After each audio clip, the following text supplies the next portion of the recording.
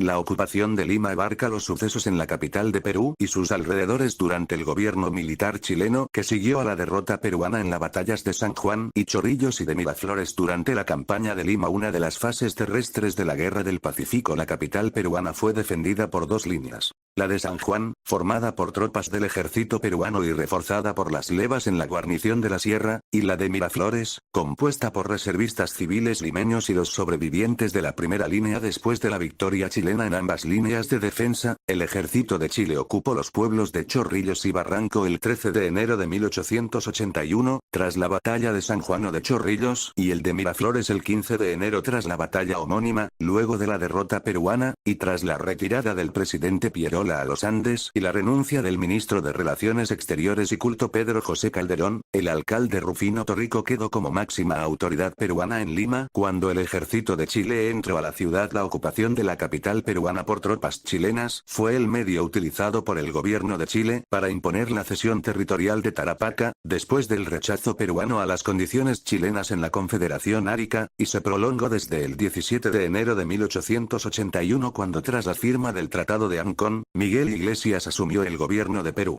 En la década de 1880, se ubicaba en la costa cercana a la capital peruana los pueblos de Chorrillos y Barranco y, pasado la quebrada de Armendáriz, el de Miraflores. Todos ellos hoy forman parte de Lima. Al ubicarse en la costa, Chorrillos y Barranco eran localidades para el descanso de los extranjeros y peruanos pudientes. Habían bodegas, centros de esparcimiento, comercio y hoteles que servían a los pobladores, bordeados por grandes haciendas que eran campos de siembra por trabajadores chinos culíes, y por peones limeños y de la sierra. Vencida la línea peruana en los campos de San Juan, se combatió en el Morro Solar. Vencido allí también, los soldados peruanos se replegaron a Miraflores, donde fueron reagrupados por los coroneles Andrés Avelino Cáceres, Ramón Ribeiro y Narciso de la Colina en los reductos número 1, en el Malecón, número 2, Miraflores, y número 6, en Surquillo. Luego de la batalla en Chorrillos quedaron civiles, soldados heridos y otros defendiendo el pueblo. Al entrar en el pueblo, los soldados chilenos lo hicieron en desorden casa con los peruanos, incendiando las viviendas para sacarlos armados como fuerte. El Salto del Fraile también fue derrotado por los soldados chilenos. Entre las viviendas se encontraba bodegas de pisco, que los chilenos saquearon embriagándose, con lo que todo control de mando se perdió. Se produjo riñas y asesinatos entre propios chilenos al pelearse por comida y licores. Todo esto conllevó al saqueo, asesinatos de civiles y violación de mujeres.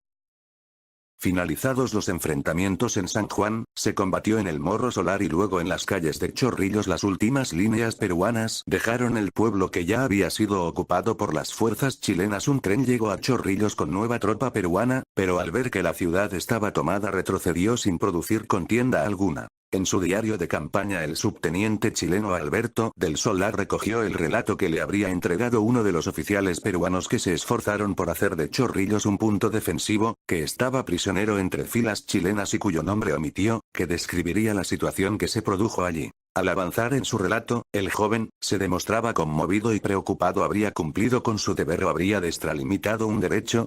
El lector juzgará. He aquí la narración del prisionero. Comenzó el combate, y después de 10 horas de lucha encarnizada, Chorrillos iba ya a caer en poder de ustedes. Muchos fejes nos abandonaban corriéndose hacia Lima y dejándonos sin dirección, sin órdenes, en medio de las calles de la ciudad. Chilenos y peruanos penetraban las casas, se herían mutuamente y, sedientos, se alzaban unos a otros con las botellas que al acaso hallaban a mano, bebían, vociferaban y continuaban peleando y llevando a término, más feroces aún si cabe, la obra común de exterminio, casi identificada en el ataque y en la desesperada defensa. Embriagados muchos de ellos por el vino, no reconocían ni respetaban jerarquía. Los oficiales que aún quedábamos en nuestros puestos corríamos en todas direcciones y procurábamos agrupar a los que aquí y allá se repartían. Tentativa vana. O no lográbamos hacernos oír, o no podíamos contener a los que no oían.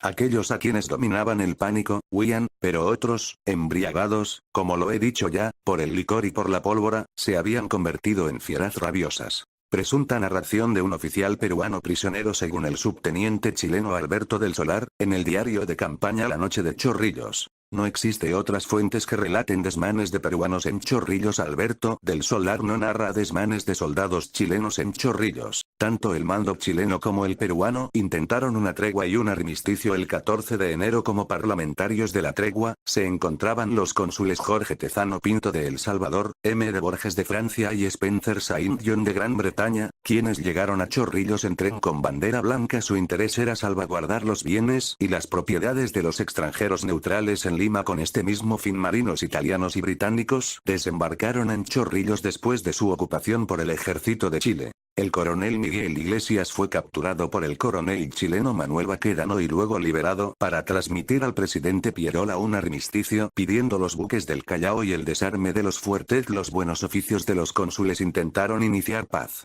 Sin embargo, esto no tuvo éxito. Tras acordar no abrir fuego hasta conocer los resultados de las gestiones, Manuel Baquedano efectuó un reconocimiento de las tropas chilenas. Las fuerzas peruanas, al interpretar estos movimientos como inicio de un ataque, violaron el armisticio y abrieron fuego. Creemos que, como suele ocurrir generalmente en la guerra, la batalla se empeñó de un modo causal. El general Baquedano cometió la ligereza de acercarse a las líneas enemigas. Uno de los generales se lo estaba advirtiendo en ese momento. La vista de numeroso grupo de oficiales debió tentar a algunos soldados peruanos, o quién sabe si estos pensaron que aquello era un ataque. Teniente de Marina francés M. agregado naval como observador neutral al Estado Mayor chileno. Lo anterior desencadenó la batalla y posteriormente el bombardeo de los buques chilenos sobre Miraflores, mientras el presidente peruano Nicolás de Pierola se encontraba en la casa del banquero Guillermo Schell, alcalde de Miraflores, para recibir a Jorge Tezano Pinto, cónsul de El Salvador. Ocupación de Lima. Bajo el amparo de los cónsules y los almirantes extranjeros, se iniciaron las conversaciones entre el general Baquedano y el alcalde Rufino Torrico con el fin de acordar la entrada del ejército chileno a Lima para que no se repita en ella la destrucción de Chorrillos, Barranco y Miraflores. Baquedano pidió que Torrico desarmara primero las baterías ubicadas en los cerros que circulaban Lima para evitar combates entre peruanos y chilenos en la ciudad. Desmanes en Lima. Sin embargo, a su regreso Rufino Torrico, alcalde de Lima, encontró los desmanes en Lima que los peruanos dispersos realizaban contra chinos culíes y sus comercios, información que comunicó al cuerpo diplomático extranjero. En la ciudad se encontraba la retaguardia disuelta provenientes del Callao como los soldados en retirada de Miraflores, quienes cometieron asesinatos y saqueos principalmente contra chinos culíes. Los ataques también se produjeron contra comerciantes chinos puesto que se negaban a aceptar billetes peruanos. Los ataques y asesinatos contra chinos culíes a manos de negros y montoneros continuaron durante los siguientes meses en el Callao, Cañete y Cerro Azul. Al finalizar la guerra, se contaron 4.000 chinos muertos. Para detener estos desmanes y evitar otros, el alcalde Torrico entregó armas al jefe de bomberos del muelle Dársena, el señor Champeaux, y Británica Victorias, que tuvo como objetivo resguardar la ciudad y desarmar a los soldados dispersos y bandoleros que atacaban a los comerciantes chinos.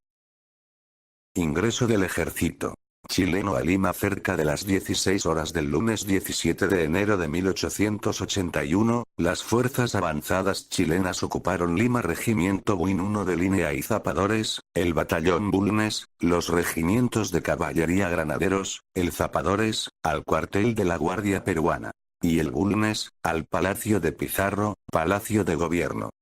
Parecía un día de gran fiesta a la luz de un espléndido sol. Banderas extranjeras de todas las naciones ondearon sobre la mayor parte de los techos, casi todas las puertas de las tiendas permanecían cerradas. Lima vivía recogida en el orgullo reconcentrado de sus viejos recuerdos. La sociedad pasaba su tiempo encerrada en sus habitaciones, viendo pasar por entre los bastidores de sus ventanas ese uniforme odiados que le recordaban el deudo muerto, el hijo o el amigo ausente. Todo era mustio y triste en Lima. Sus damas de distinción, las representantes de su aristocracia de nobilísimos blasones, no salían de su domicilio sino para ir a las iglesias los domingos, y solamente allí se las veía desfilar, envuelto y casi cubierto el rostro con sus mantillas, Como una protesta de aislamiento contra los invasores, la vida social estaba suspendida por completo. Ni teatro ni fiestas en los hoteles y restaurantes dominaban los oficiales chilenos, a cuales vigilaban severamente el general en jefe. La vida era tranquila, como podía serlo dada la situación de la ciudad. Lynch había impuesto orden.